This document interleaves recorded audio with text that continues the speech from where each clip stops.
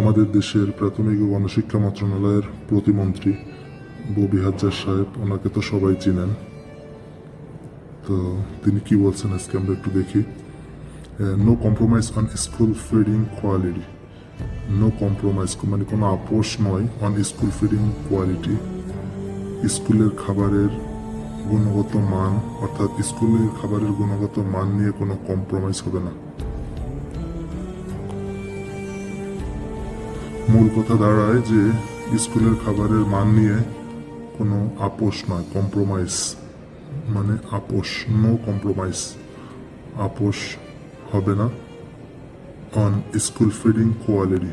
এটা বলছেন আমাকে সো মাচ। এরকম ছোট ভিডিও ও নিউজ পেপারের লেখা, ইংলিশ লেখাগুলো